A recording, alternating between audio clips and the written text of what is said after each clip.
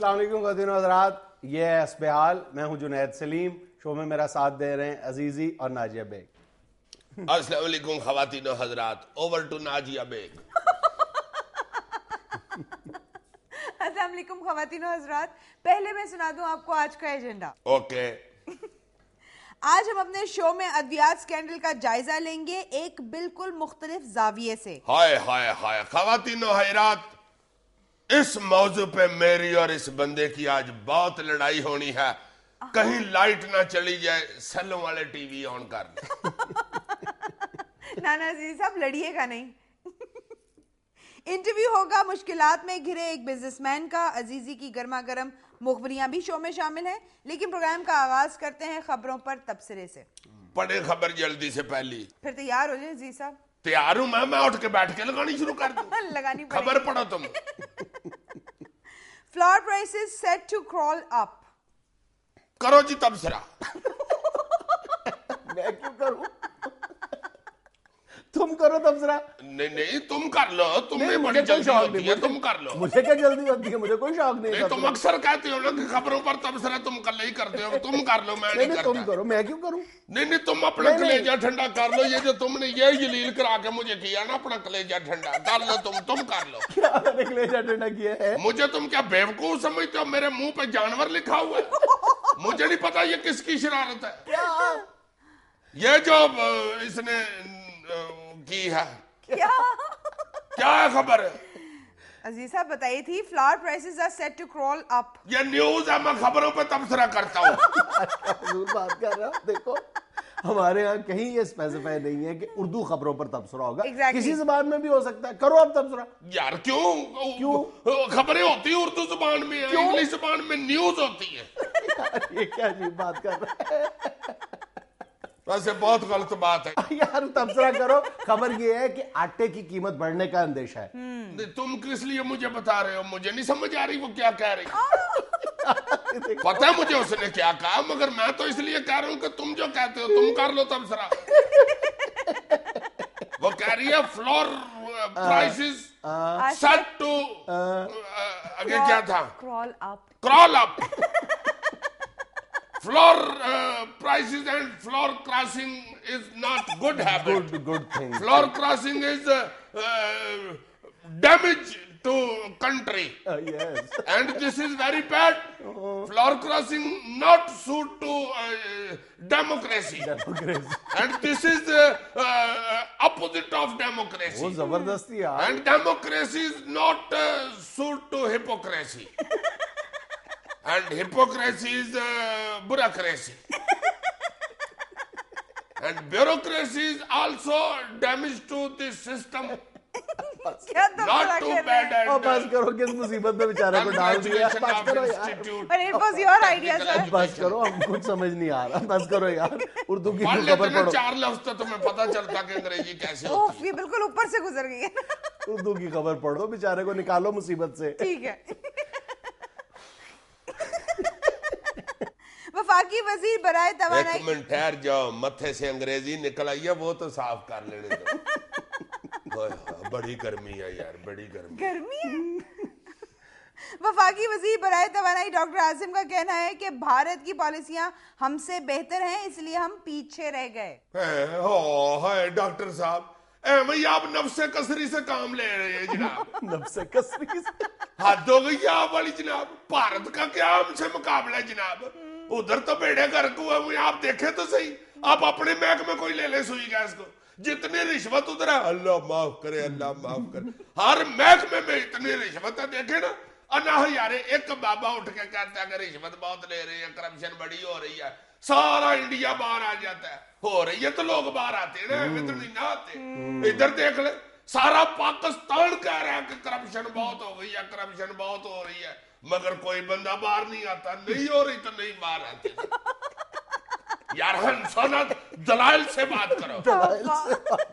ये देख लो रेलवे वाले, सारे बुजुर्ग पुराने रेलवे के सिर जोड़ जोड़ के मर के बेचारे बता के कहां से करप्शन हो रही है, किधर किधर से कमीशनें जा रही है। हाफिज सलमान भट्ट साहब बेचारे फिक्रे गना गना के अपने आप को शुक्र करा बैठे है को मान रहा को आ रहा है बाहर को एहतजाज कर रहे हैं कोई नहीं, क्योंकि हाफिज साहब गलत कह रहे हैं। रेलवे में कोई रिश्वत नहीं, बेहतरीन महकमा है रेलवे। एक आने की रिश्वत नहीं है रेलवे में, बिल्कुल। जी नहीं है रिश्वत तो देख लो ना, हर रेलगाड़ी चकाचक चकाचक चकाचक चकाचक चकाचक चकाचक चकाचक चकाचक खड़ी है। इतना सुकून कभी रेलवे में हुआ था? डॉक्टर आसम साहब की तो खिदमात कौम भूल ही नहीं सकती। करोड़ों रुपया का उनका अपना कारोबार है डॉक्टरी का, कोई छोटे डॉक्टर नहीं है वो, ऑर्थोपेडिक सर्जन। अच्छा, करोड़ों रुपया कमा सकते हैं। हर चीज छोड़ के देखो किस महकमे की खिदमत कर रही है जिसमें ना रिश्वत ना को पैसा, चाय का कप नहीं को पिलाता। इतने अच्छे आदमी यार डॉक्टर साहब, इनकी खिदमत। सुई गैस के महकमे तो इन्होंने फूल बना दिया है। देखो जाके सीएनजी स्टेशनों पे, हाय हाय हाय हाय, इतना सुकून यार, इतना सुकून। वहां तुम बैठ के 4 दिन हफ्ते में एमएससी केमिस्ट्री की तैयारी कर सकते हो। यार लाजवाब सर्विसेज हैं डॉक्टर साहब की। यार डॉक्टर साहब तो इतने रहम दिल आदमी है कि बेचारे 24 घंटे में से 23 घंटे खून के डॉलर रोते। ये देखो कितने जालिम है भारत वाले, अल्लाह माफ करे। इतना प्रेशर गैस का, पाइपलाइन सारी पाटने वाली हुई है, अल्लाह माफ करे। ओए होए डॉक्टर साहब तो ऐसे हमदर्द, ऐसे नरम दिल आदमी है। तुम देखो 4 दिन खाली पाइप सुकून से बैठे हुए, आराम करो, नो प्रॉब्लम। 3 दिन गैस छोड़ते भी है तो थोड़ी थोड़ी तकलीफ नहीं होने देते पाइपों को। मुझे तो अमान से डॉक्टर साहब वजीर तवानाई कम और वजीर इंसानी हकूक ज्यादा लगते हैं जितना इन्होंने पाइपों को रेस्ट दिया है। इंसानी हकूक, पाइप भी आखिरकार एक इंसान होता है। I thankful to your services doctor साहब। आप ये कसरी कसरू से अपना कसरो किसरा से काम ना ले। भारत का डॉक्टर साहब आपसे क्या मुकाबला जनाब, उनके हीरो ही देख ले। इस वक्त सबसे वहां पे चॉकलेट हीरो रणबीर कपूर ही है ना, तो क्या मुकाबला रणबीर कपूर का डॉक्टर आसम साहब। डॉक्टर आसम साहब इतने पप्पू से क्यूट से, रणबीर कपूर का मुंह ही देखना ऐसे लगता है जैसे मियां वाली के मजदूर ने रोटी बनी हुई है। किसका? रणबीर कपूर का? तो और किसका कह रहा हूँ, बड़ा उसका सफरी स्त्री जैसा मुंह है। किसका? रणबीर कपूर का? यार रणबीर कपूर का ही कह रहा हूँ। डॉक्टर आसम साहब तो इतने प्यारे हैं, क्यूटू। रणबीर कपूर का गौर से मुंह देखे ना तो लगता है गोडे के ऊपर नक लगा हुआ। रणबीर कपूर का? हाँ यार रणबीर कपूर का ही।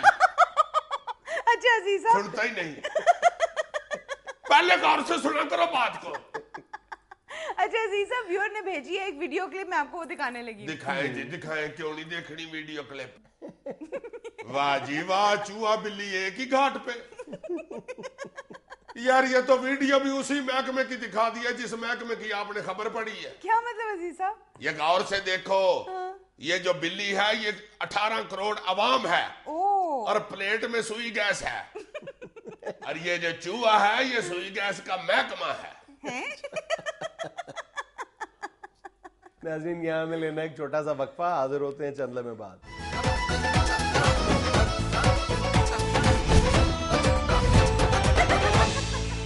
अच्छा जी मेरी बात सुनो जरा, जिस बात में मैं सबसे ज्यादा तपा हुआ हूँ आजकल, ये इतना इशू गर्मा गर्म हुआ है, इतने बंदे मर गए जाली अद्वियात के साथ, तुम उस पर कोई बात ही नहीं कर रहे। क्या बात करूं मैं उस? यार ये थोड़ी बात है, देखो तो सही, अनरजिस्टर्ड दवाई जो दे के मरीज मार दिए 100 से ज्यादा। भाई मैं उस पर क्या बात करूं, सारे लोग तो बात कर रहे हैं। राजा रियाज साहब बयानात दाग रहे हैं, जवाब में राना सनाउल्लाह साहब बड़े अलग किस्म के बयान दे रहे हैं, फिर डॉक्टर फिरदौस आशिक अवान साहब बड़े सुलझे हुए बयान दे रही हैं, एक दूसरे को कातिल करार दिया जा रहा है, सियासी दुकानें चमकाई जा रही हैं। मैं इसमें क्या कहूं? ओ यार अनरजिस्टर्ड दवाइयां हैं, को देखो तो सही तुम। अच्छा ये तुम्हें किसने कहा ये अनरजिस्टर्ड दवाइयां थी? ये तुम मीडिया पे सुन नहीं रहे। पहली बात तो ये है कि इस मुल्क में रजिस्टर्ड और अनरजिस्टर्ड दवाई का कोई मामला है ही नहीं है। तुम देखो पूरी दुनिया में एक दवा की रजिस्ट्रेशन करवाना एक मतलब जुए शीर लाने के मतरादफ है। सही। कई तरह के टेस्ट से गुजारा जाता है उस दवाई को, कई तरह की आपको एफिडेविट देने पड़ते हैं, फिर दोबारा टेस्टिंग लेबोरेटरीज में भेजा जाता है, कई माह की तगोदो के बाद एक दवा को रजिस्टर किया जाता है। यानी इस वक्त अमेरिका और भारत जैसे मुल्कों में जो रजिस्टर्ड दवाएं हैं उनकी तादाद 5 से 6 हजार के लगभग है। पाकिस्तान में रजिस्टर्ड दवाइयों की तादाद तुम्हारे ख्याल में कितनी होगी? अमेरिका में अगर 5,000 है तो इधर भी 3,000 तो होगी। 2-3 से ज्यादा नहीं होगी। पाकिस्तान में रजिस्टर्ड दवाइयों की तादाद 55,000 से ज्यादा है। व्हाट? जी 55,000 दवाइयां जी अमेरिका में 5,000 जी, और हिंदुस्तान में भी इतनी, और पाकिस्तान में 55,000। और इससे भी बड़ी सितम जरीफी की बात यह है कि क़याम पाकिस्तान से लेकर 2007 तक कुल पाकिस्तान में जो रजिस्टर्ड अदविया की तादाद थी वो 25-26 हजार के लगभग थी। और इन 4 बरसों के दौरान जब ये हुकूमत, हमारी फेडरल हुकूमत ने ये सारे मामलात अपने हाथ में लिए हैं और जो आज चीख चीख कर एक दूसरे को कातिल करार दे रहे हैं, इनके इस 4 साल दौर में 27,000 अद्वियात रजिस्टर हुई हैं। और इस मुल्क की तारीख में एक दिन ऐसा भी गुजरा है कि 24 घंटों के दौरान 4,000 दवाइयां रजिस्टर हो गई हैं। पानी किधर है? पानी किधर है? पी लो जरा पानी, तुम्हें और भी कुछ बताना है मैंने। और पीना नहीं, डूब के मरना है। मैं एक पाकिस्तानी हूँ और यार 24 घंटे में तो 1440 मिनट होते हैं और 4,000 दवाइयां रजिस्टर्ड हो गई। देख लो, हाय हाय हाय, इतनी फास्ट कौम है हम, इतनी तरक्की कर चुके हैं, इतनी जल्दी जल्दी रजिस्टर्ड करते हैं। भैया बड़े बड़े मुल्क लेबॉर्टरियों के चक्करों में पड़े रहते हैं, इधर रजिस्ट्रेशन ऐसी होती है। ले आओ जी।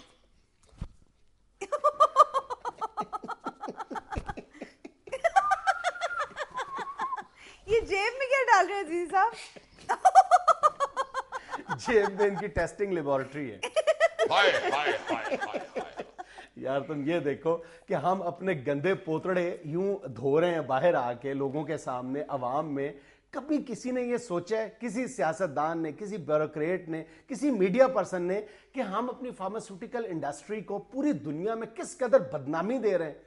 यानी हम करोड़ों डॉलर की अद्वियात सालाना एक्सपोर्ट करते थे और हिंदुस्तान इस सारी सूरत हाल से बहुत परेशान था। हम नाइजीरिया में, वियतनाम में, फिलिपीन में, अफगानिस्तान में और कमोबेश पूरे अफ्रीका में पाकिस्तान की दवाइयां जा रही थी। अच्छा, अब जब से ये हमने अपने फार्मास्यूटिकल इंडस्ट्रीज को कातिल करना शुरू किया है और फार्मास्यूटिकल कंपनीज के मालिकान को बगैर किसी मुकदमे के, बगैर किसी इल्जाम के पकड़ के अंदर कर दिया है, हिंदुस्तान ने इस मौके को गनीमत जानते हुए वहां पे जितनी हम अपने टॉक शोज में बातें करते हैं, अखबारात में खबरें शाया हो रही हैं, तमाम अखबारात की क्लिपिंग्स और जो कुछ हम इलेक्ट्रॉनिक मीडिया पर कह रहे हैं उसकी वीडियो क्लिपिंग्स को बाकायदा एक कैंपेन की शक्ल में इन तमाम मुल्कों में फैला रहा है हिंदुस्तान, ताकि इनकी दवाइयां ना खरीदी जाए और हिंदुस्तान की जाना शुरू हो जाए वहां पे। हाय हाय हाय हाय हाय। यानी हम अपने हाथों से अपनी जो तकरीबन 100 करोड़ डॉलर की इंडस्ट्री है उसका बेड़ा गर्क कर रहे हैं। नहीं तो यार ये जो एक बंदे पकड़े गए, इनमें एक बंदा तो मैंने सुना है ऐसा भी है जिसकी कंपनी रजिस्टर्ड ही,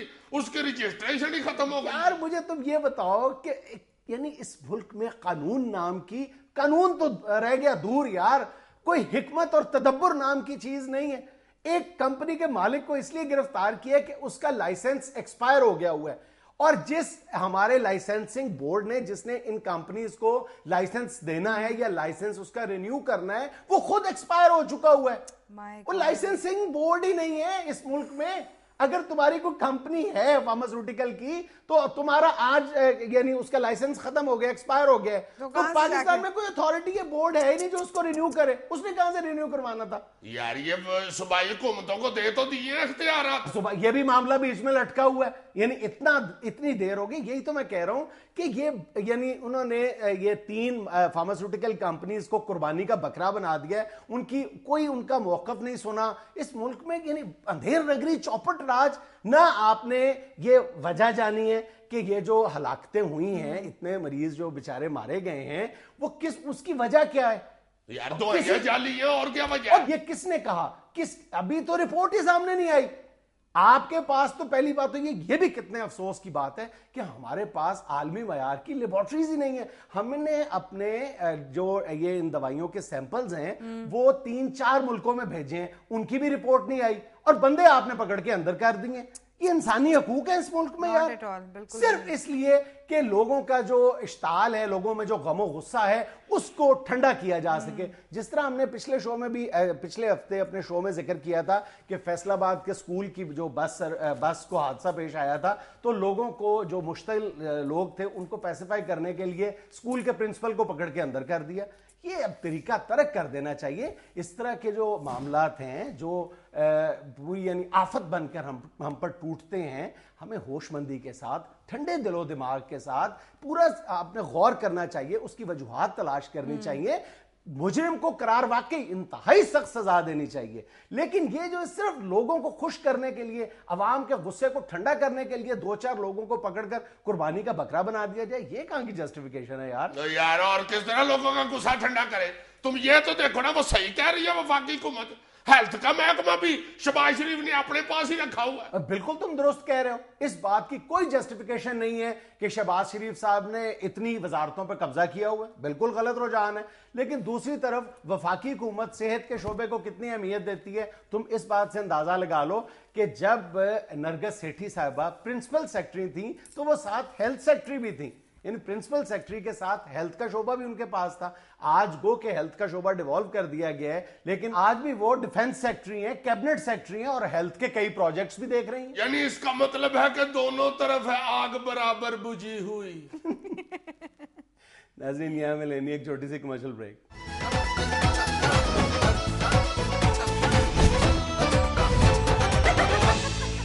यार पांच जनाब, ये तुम्हारी सारी गुफ्तगू एक तरफ है, मगर मैं तो उस वक्त का ये सोच रहा हूं कि इस तरह का कोई अल्लाह ना करे हादसा पेश आता है, कोई सैलाब आ जाता है, कोई जल्जला आ जाता है, कोई डेंगू बुखार आ जाता है, ये अब ये वाला स्यापा पड़ गया। ये सारे लीडर साहिबान, हमारे हुक्मरान, सियासतदान जितने भी हैं, अवाम के लिए इनकी दुकानें बंद हैं, कोई रिलीफ नहीं अवाम के लिए। जो ही इस तरह का कोई इशू मार्केट में आता है, एकदम सारे अपना अपना शटर उठाते हैं और दुकानदारी शुरू कर देते हैं, बिल्कुल शोर मचाना शुरू कर देते हैं उस सियासी गाग से मुनाफा हासिल करने के लिए।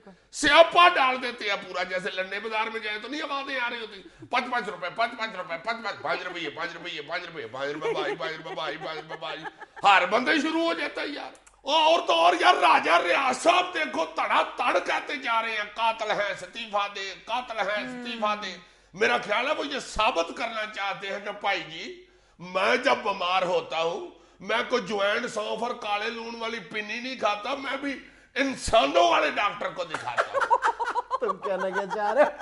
और यार मैं ये कहना चाह रहा हूं कि सबको मिलकर हेल्थ सिस्टम को इम्प्रूव करना चाहिए ताकि इस तरह के मजीद हादसा पेश ना आए। बिल्कुल सही। जैसे तुम बता रहे हो कि करोड़ों डॉलर का नुकसान हो गया दवाइयों की एक्सपोर्ट का, कोई देख ही नहीं रहा कि हम अपना खुद ही नुकसान कर रहे हैं। अब पंजाब में अगर इस तरह का कोई हादसा पेश आ गया तो पीपल पार्टी और नून लीग अपनी टसल के चक्कर में हलाला शोर मचाना शुरू कर देते हैं। तीनों सूबे मिलकर पड़ जाते हैं नून लीग, सियासी फुटबॉल बना देते हैं हर मामले। या तो है ना जी, पंजाब में अगर इस तरह की बैड गवर्नेंस है और बाकी सूबों में जनाब स्वीडन जैसा सेहत का निजाम है और अस्पतालों में उस तरह का निजाम चल रहा है, लेकिन फिर तो चलो ठीक है। इस सारे मामले में पंजाब हुकूमत को कतई तौर पर बर्रे-ज़िम्मा करार नहीं दिया जा सकता। मैं ये नहीं कह रहा यार, मगर खुदा के वास्ते अपने मुल्क का, अपने एक्सपोर्ट का, अपने वकार का, अपनी इज्जत का तो कुछ देख लो और मामले को सुलझाने की कोशिश की जाए, इसको सियासी इल्जाम तराशी का मौजू ना बनाया जाए।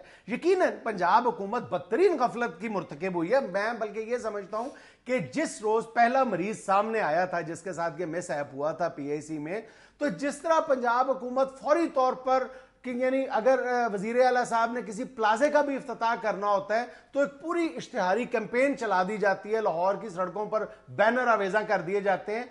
तो क्या यह मुमकिन नहीं था कि फौरी तौर पर एक बड़े पैमाने पर एक कैंपेन लॉन्च की जाती, तशहीर की, एक ऐलान यानी एक तूफान बर्पा कर दिया जाता लोगों में कि खुदा के लिए जिन लोगों ने पीआईसी से दवाइयां ली हुई हैं वो उनका इस्तेमाल फौरी तौर पर तर्क कर दें। मसाजिद में ऐलान किया जाता, इलेक्ट्रॉनिक मीडिया पर ऐलानात किए जाते, अखबारात में इश्तिहारात शाया किए तो जाते, ये जो तब लेकिन होता ना अगर अस्पताल की इंतजामिया उनको बताती। और ये भी तो अस्पताल की इंतजामिया सूबाई हुकूमत के अंडर है ना, लेकिन ये सिलसिला शुरू किया गया 10, 11, 12 दिन के बाद। तो ये मतलब पंजाब हुकूमत कतई तौर पर इस सारे मामले से यानी उसको बरीज़िम्मा नहीं करार दिया जा सकता, लेकिन जिस अंदाज में इल्जाम तराशी शुरू की गई है पंजाब हुकूमत पर, वो भी काबिल मजम्मत है। ऐसी काबिल मजम्मत यार, शाजिया मरी देखो तुम, पहली बात तो ये है कि उसके नाम के साथ मरी लगता है, रहती वो कराची में है। वो उधर से कह रही है कि पकड़ लो, कातल मार दिया, हलाला।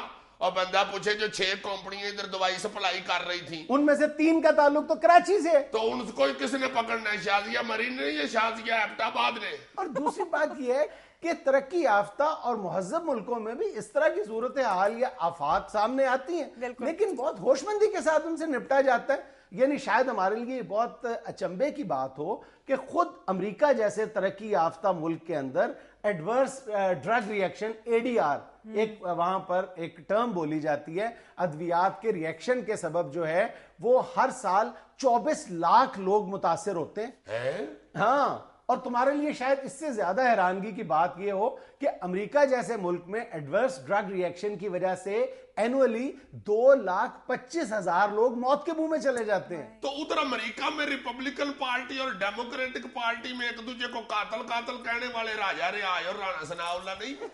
अच्छा, बड़े भी है तो बड़े भी है, छोटे भी है, सुभान अल्लाह। काफ लीग वाले भी हेल्थ के मामले में इल्जाम तराशी का खेल खेल रहे हैं। क्यों जी, उनको हेल्थ मना है? यार सुनो तो सही, इसी काफ लीग के दौरे हुकूमत में एक ऐसा डॉक्टर वजीर सेहत था जिसकी अमेरिका में मेडिकल प्रैक्टिस पर पाबंदी आयद हो चुकी थी, उसे सजा हुई थी, और यहाँ पर पंजाब में वो वजीर सेहत था। और इससे ज्यादा सितम ज़रीफी की बात यह है कि यही डॉक्टर साहब आजकल काफ लीग छोड़कर नून लीग के साथ मिल चुके हैं। हाय हाय हाय, इसी पे शायर कहता है, ओ जिम जान दी जगे ने मार जान ते एक दी था 2 जम दी जगिया, ओ जगिया मैं लोटा बड़ बड़ थकिया, तेरी ताहर, तेरी Tahir,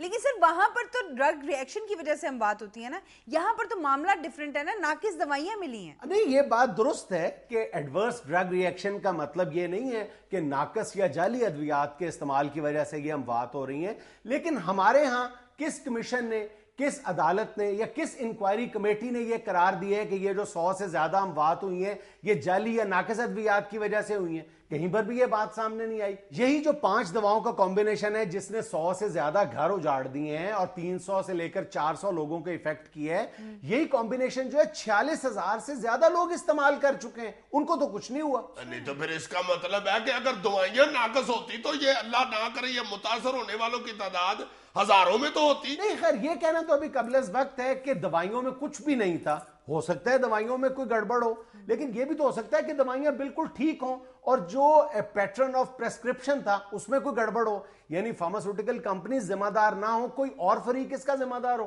Oh, you mean doctors? Doctors भी या कोई भी हो सकता है। डॉक्टरों का नाम लेते हुए डरता है यार तुम खुद ही तो क्या करते हो कि 40 साल के बाद डॉक्टरों के साथ बना के रखनी चाहिए। बिल्कुल ठीक। हाँ, तो मुझे भी अब 5-10 साल के बाद इस फार्मूले पे अमल करना पड़ेगा।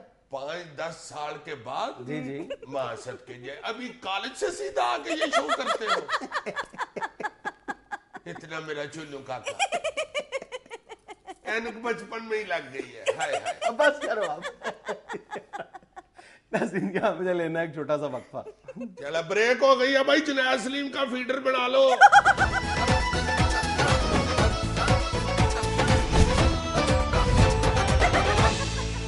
अजीजा, मुखबरी की पटारी में आज क्या आपके पास? मुखबरियां तो बेशुमार है, आपको पता ही है कि अल्लाह के फजल से मुखबरियों का स्टॉक मेरे पास इतना होता है कि ये जब मर्जी मैं दुकान खोल लो शुरू हो जाती है गाकी। सही। मगर इससे पहले मैं एक दिल का मामला छेड़ना चाहता हूँ। अल्लाह खैर करे। एक बच्चा है बेचारा, गरीब से घर का बच्चा है। अच्छा। 1 साल 1 महीना उसकी उम्र है। उसको कोई दिल की बीमारी लाहक है। हर वक्त बेचारा उस बीमारी की वजह से रोता रहता है, उसको तकलीफ बहुत होती है और फिर वो तकलीफ किसी वक्त अक्सर बढ़ जाती है और वो सारा बच्चा नीला हो जाता है। My God. और अल्लाह पाक उसको सेहत तंदुरुस्ती दे, फिर फटाफट उसको ऑक्सीजन लगाते हैं तो वो बेचारा थोड़ा सा नॉर्मल होता है। उसके फिर चंद मिनटों के बाद उसे वही तकलीफ शुरू हो जाती है। ये जो उसे बीमारी है, उसके वालिदैन चूंकि गरीब लोग हैं, वो बेचारे ये इलाज नहीं करा सकते। अब ये इलाज जो है ये पाकिस्तान में मुमकिन नहीं, बहुत सारे और दूसरे मुल्कों में ये इलाज है, मगर उसके वालिदैन बताते हैं कि इंडिया में डॉक्टरों ने बताया कि ये ठीक हो सकता है अल्लाह के फजल से, इसकी जो बीमारी है उधर इलाज है इसका। और इंडिया में चूंकि इतना महंगा भी नहीं है, इसलिए मेरा ख्याल है बहुत सारे ऐसे लोग होंगे जो इस बच्चे की जिंदगी बचा सकते हैं और सवाब कमा सकते हैं। बिल्कुल। इसलिए मेरी हुक्मरानों से और सारे पाकिस्तान से ये अपील है, वो लोग जिनके अपने बच्चे भी हैं और उनकी वो खैर आफियत हर वक्त मांगते हैं, हमें दूसरे के बच्चों की भी खैर आफियत का बंदोबस्त भी करना चाहिए और दुआ भी करनी चाहिए। जो भी सवाब में शामिल होना चाहता है वो हमारे हस्बे हाल का जो टेलीफोन नंबर और ईमेल एड्रेस चलता है उस पर राब्ता कर सकते हैं। अल्लाह ताला इस बच्चे को सेहत तंदुरुस्ती अता फरमाए और आपको इसका अजर दे इस नेकी का। लो जी, जो मुखबरियां हैं, हाय हाय हाय हाय हाय जी तेरे मैं सदके चला जाऊं है, और 3 साल में तुझे किसी ने ऐसे नहीं किया है। इधर वाले गाल के साथ भी यही सलूक किया करो, चेहरा टेढ़ा होता जा रहा है। अच्छा जी, मैं अलाइनमेंट कराता हूँ जनाब मिस्त्री साहब, जालस ना हो जाया करो, अपने आप को तो प्यार करने दो यार, हाथ दो भैया, और तो चलो नहीं कोई करता। ला जनाब, डिश डिश डिश, बहुत महंगा और कीमती सप छोड़ने लगा। अल्लाह खैर करे। ये तो आपको मालूम है कि सेनेट का इलेक्शन आया के आया, जिस तरह बंदा नहीं कहता यार ये जरा सिगरेट फाड़ में होने आया, तो इस तरह आने वाला है सेनेट का इलेक्शन, उसके लिए भज नस भी शुरू हो गई है। सही। और ये भी आप लोग जानते हैं कि सेनेटर चुनने के लिए MNAs MPA जो है सारे मुल्क के, वो वोट डालते हैं तो फिर सेनेटर बनते हैं। यार अब तुम पूरी कौम को दस्तूर और आयन पढ़ाओगे कि सेनेटर कैसे इलेक्ट होता है? मुखबरी सुनाओ जो बीच में तुम्हारे पास है। यार तुम तो चलाक आदमी हो, जो सादे ये लोग हैं उनको भी तो बताने दो। अच्छा जी, बता ले। लो जनाब, ये सेनेटर जो है चूंकि ये लोग बनाते हैं इसलिए मुख्तलिफ रेट शुरू हो गए हैं। पंजाब में चूंकि बहुत ज्यादा तगड़ी पंजाब हुकूमत है जी, सिंध में भी तगड़ी पीपल पार्टी हुकूमत है, इधर तो बन रहे हैं बिला मुकाबला सेनेटर। सही। जी, बलोचिस्तान में एक सेनेटर को एक वोट देने के लिए रेट खुला है 2 करोड़ रुपये का। जैसे वड्डी ईद में खलों का रेट नहीं खुलता। जी, जो फाटा का इलाका है वहां जरा दिलचस्प छटोरी है, वहां पे चूंकि MNAs ही हैं, MPA तो है नहीं, और वहां 4 MNA के वोटों से एक सेनेटर बनता है, इसलिए रेट तो यार तगड़ा ही होगा। पिछले सेनेट के इलेक्शन में रेट था जनाब 14 करोड़ रुपया, जिसके हवाले से खबरें भी हमने बताई थी कि लड़ाई भी हो पड़ी थी लेन देन पे, वोट मैंने दे दिया तुमने बाकी पैसे नहीं दिए, हाथ हो गई वाह। बिल्कुल इस तरह के झगड़े भी चले थे। इस दफा वहां पे फी वोट जो है वो रेट 25 करोड़ रुपया, यानी 1 अरब रुपए की सेनेटरशिप। जी सर, सेनेटर को छोटा बंदा नहीं होता, रहमान मलिक सेनेटर है, इतनी डब्बी में पेंसिल नहीं होती रंगीन जितनी उसके पास टाइयां। नहीं वाकई फिर तो छोटा बंदा नहीं होता सेनेटर। यार तंज नहीं तंज कर रहा मैं। लो जी, सरहद में बड़ी दिलचस्प सूरत हाल इख्तियार हो गई है सेनेट के इलेक्शन की। जो ANP के जनाब मेंबरान है ना, उन्होंने असफंद यार वली साहब से कहा कि वली साहब अल्लाह आपकी जिंदगी से तंदुरुस्ती करे, आपकी टोपी लाल सुर्ख जो है जो इस पे ANP लिखा हुआ है, अल्लाह ताला इसको और ज्यादा लाल सुर्ख करे, मगर जनाब सेनेट के इलेक्शन में नहीं बोलना आप। अच्छा, क्योंकि यही एक मौका है सेनेट के इलेक्शन का, जो आगे हमने इलेक्शन लड़ना है उस पे जो खर्चा होना है वो इसी में हमने पूरा करना है, इसलिए अपना बीच में बोले बस, हम जाने और सेनेटर जाने, बस हमें दे दो, छोड़ दो। ला जी, इस मुखबरी पे भी चूंकि तुमने दाद नहीं दी इसलिए मेरे से लखा लो कि तुम सारी जिंदगी सेनेटर नहीं बन सकते।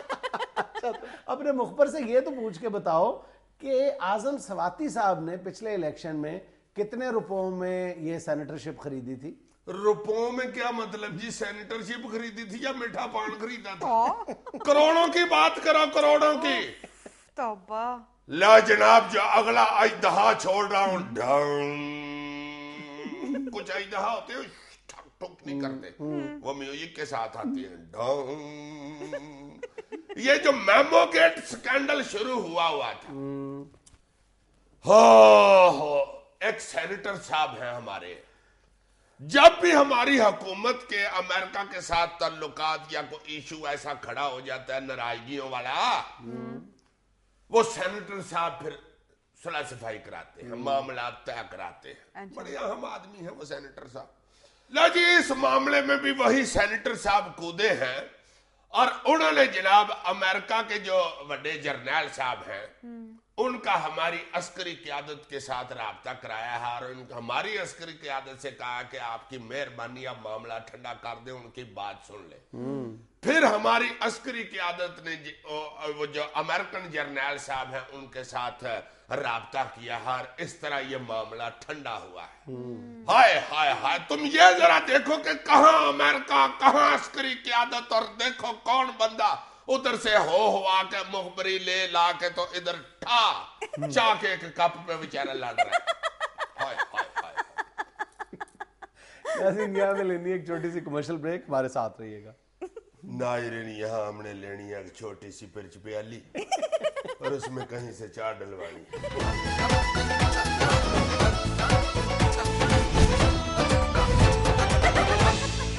नाज़रीन, मुल्क के ताज़ा तरीन कारोबारी हालात जानने के लिए अपने स्टूडियो में हमने ख़ास तौर पे दावत दी है मुल्क के मारूफ सनतकार जनाब KM छाबड़ी साहब को। अस्सलाम वालेकुम। वालेकुम सलाम जी। छाबड़ी साहब, कैसा कारोबार जा रहा है? टाइटैनिक क्या मतलब?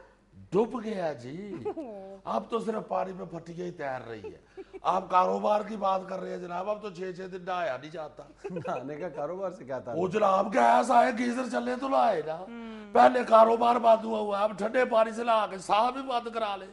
एक दिन मैं गलती से ठंडे पानी से नहाया हूँ, डोगा मैंने ऊपर फेंका, बड़ी मुश्किल से मेरे मुंह से निकला, हाय मैं मार गया। ऊपर जाइए, आपकी नमाज से बार बार टूटू को फूड कर दिए। कारोबार क्या चल रहा है जुनैद साहब? गैस ही कोई नहीं है, और जितनी को आती है वो हमारे इस्तेमाल की नहीं है। अब इतनी को गैस से हमने फैक्ट्री चला रही है, कुछ सिगरेट तो नहीं चलाना। बुरे हाल भागे दिहाड़े, आज भी देख ले वही हालत है। बाहर जाके देख ले, उसी गाड़ी पे आया हूँ, सादी टोयोटा। घर का फिर खर्चा कैसे चला रहे हैं? बस जी क्या बताए आपको, 10 लड़के रखे हैं, मूंगफली बेच रहे हैं। मूंगफली की रेडियां लगवा ली? हाँ जी, वो भी एकदम मेरे जेहन में आइडिया आया। एक दिन मैं मूंगफली खरीद रहा था रेडी से, उसने मूंगफली के ऊपर जो आग गला कुंजा रखा हुआ था उसमें पहले झाँका तो उसमें बूरा था। मैंने कहा लो जी, वाहिद बिजनेस है जिसमें बिजली गैस नहीं है। बस फिर मूंगफली की रेडियां लगवा ली हुई है। वही 10 लड़के 100-100 रुपया दे जाते हैं मुझे साहब को, वही बचता है। ये तो बहुत बुरी हालत है। पेड़े गर्क जनाब, जिस फैक्ट्री से 24 घंटे लूमे चलने की आवाजें आती थी, टकाटक टकाटक टकाटक टकाटक, अब वहां से गिद्दड़ों के रोने की आवाजें आती है। एक दिन एक गिद्दड़ मेरे पत्थे लग गया, मैंने कहा क्यों रो रहे हो, तुम्हारी भी फैक्ट्री बंद हो गई है। अब तो भाई जी फैक्ट्री के अच्छे दिन याद करने के लिए किसी टकाटक होटल पे चले जाते हैं, वहां जाके टकाटक की आवाज सुन लेते हैं। बड़ी बुरी हालत है जुलाल साहब। अब तो फैक्ट्री के मजदूर गंदी गालियां निकालने लग गए। गंदी गालियां? जितने वो परेशान है और क्या साफ करके निकाले। और जनाब जो मजदूर मेरे आगे से नहीं था गुजरता, अब दफ्तर का दरवाजा खोल के कह रहा होता है झाबड़ी बैठे। वो वेला बैठे है, बाहर निकल के झाबड़ी लगा ले। अब तो भाई जी गाड़ी खराब हो जाए तो मजदूर धक्का लगाते हुए बातें कर रहे होते हैं। हार बदली रही, लैंड क्रूजर रखी हुई है और हमारे मालिक ने साथ दी थी उठा। कारोबार के बेड़े गर्क हो गए हुए हैं और मंथलियां लेने वाले सारे महकमों का मीटर चालू है। वो पहली से 2 नहीं होने देते। वो बंदा पूछे कहाँ से दे दे, आपने खाने पीने के लिए पैसा नहीं है, तुम मंथलियां ले आ जाते हो। अभी थोड़े दिन की बात है, आपकी परजाई मुझे कहने लगी छाबड़ी जानू मेरे आधे सर में दर्द है, किसी अच्छे से डॉक्टर को दिखा दो। वो मैंने कहा पलिए लोग वेट कर, पूरे में होगी तो फिर दिखाएंगे। ये क्या बात हुई? उसी डॉक्टर ने तो आधे सिर के भी उतने ही पैसे ले लिया और पूरे के भी उतने ही ले लिए। कारोबारी सेहत नहीं है ना आपका। लेकिन ये तो आप वाइफ के साथ ज्यादती कर रहे हैं। और ये तो वो थोड़ी सी आती करती है। जब से कारोबार बंद हुआ उसने इज्जत करनी छोड़ दी है। एक दिन बैठे बैठे मुझे अचानक कहने लगी वे छाबड़ी वे अड़िया तू वेला बैठा कितना बुरा लगने। मैंने उठ के नाचना शुरू कर दिया। आगे से शर्मिंदा नहीं हुई, मुझे कहने लगी वे छापड़ी वे उतरिया ते जो काम होता ते करदा क्यों नहीं। अरे सारे ने वड्डिया वड्डिया गड्डियां रखी है तू शादी होता। अब तो जुलैस साहब शादी होटा भी खतरे में पड़ गई है। आप यकीन करें, मैं तो रात को किसी वक्त लेने में थोड़ी बहुत मोटरसाइकिल भी चलानी शुरू हो गया। छाबड़ी साहब वाकई इतने बुरे हालात हैं? ओ जी टाइटैनिक, अब तो चैम्बर की मेंबरशिप कैंसिल हो गई है। मैं चैम्बर की आऊं, मैंने कहा मेंबरशिप कैंसिल कर दी है। आगे से कहते हो चल शादी होटा। ओ जी और तो और जुलैस साहब, मेरे इलाके में क्रिकेट टूर्नामेंट होता था, हर साल छाबड़ी चीफ गेस्ट होता था। इस दफा किसी ने बुलाया ही नहीं। और मैं खुद चला गया, मैंने कहा शायद भूल गए, गेट पे रोक लिया। कहता किधर? मैंने कहा छाबड़ी। कहता कोई छाबड़ी वाला अंदर नहीं जाएगा, चलो। वापसी में गली में मैं कुकड़ों की लड़ाई देख के घर आ गया। बेड़े गर्क हो गया कारोबार के जुलैस साहब। कहाँ बैंकों में जाते थे, मैनेजर खड़े हो जाते थे, चाय पानी पिलाते थे, करोड़ों के कर्जे देते थे। अब तो बिजली का बिल जमा कराने के लिए बैंक में घुसने लगे तो गार्ड रोक देता है। छाबड़ी ना लैन चलो। छाबड़ी साहब, आपने जो करोड़ों के कर्जे लिए हुए हैं उनका क्या बनेगा? टाइटैनिक। वो जुलैस साहब, जब कारोबार जो डूब गए तो कर्जे भी डूब गए ना। वो जनाब बिजली और गैस ने हर शहर डूब दी है, स्वाए डड्डू और मच्छी के। बाकी इतनी बुरी हालत हो गई है। वो जनाब 45,000 रुपया तो जनरल स्टोर वाले का बढ़ गया हुआ था। आपकी परजाई मुझे कहने लगी छाबड़ी, वो जनरल स्टोर वाला पहले घर सौदा पहुंचाता था, अब वहां ले जाए तो वो नीली को नहीं देता। उसका बिल तो जुलैस साहब क्या बताऊं आपको, फैक्ट्री के सुई गैस के पैप उतार के बेच के उसको बिल दी है। मुंशी मुझे कहने लगा छाबड़ी साहब पता नहीं उसने कहा था या नहीं कहा था। और मुझे कहने लगा रहने दे पैप, शायद गैस आ जाए। ओ मैंने कहा परे कर, जितनी गैस आती है उससे तो चाय नहीं पकती, बॉयलर कैसे चलेगा। वो जुलैस साहब बिजली ला गैस और बिल तड़ा तड़। मैंने पिछले महीने बिजली का बिल नहीं जमा कराया तो मीटर काट रहे आ गए। मैंने कहा काट ले मीटर, बिजली तो आती नहीं, मैंने मीटर पे प्याली बूती मार दी है। चल छाबड़ी साहब, वैसे क्या बनेगा आपकी इतनी फैक्ट्रियों का? सही पूछो ना जुलैस साहब। तो मैं तो जेर में आइडिया लड़ा रहा हूँ कि सारी मशीनें उतार के बाहर निकाल दूं और सारे फैक्ट्री के हाल में दरिया बिछा दूं। अच्छा। और बाहर बैनर लिखवा दूं, कुलों के लिए हाल किराए पे दस्तयाब है। कुलों के लिए? हाँ जी, जिस दिन तो इलाके में कुमर्ग हो गई तो कुल करा लिए, वरना दरिया तो बिछी हुई है जुआ। ओए आओ, सारे चोर चक्के जुआरी है, वड्डी वड्डी गड्डियां लेके फिर रहे हैं और फैक्ट्री ऑनर शादी होता।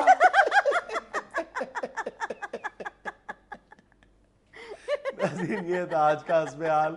खुश रहे, खुश रखे। आपसे मुलाकात होगी इंशाल्लाह कल। अल्लाह हाफिज।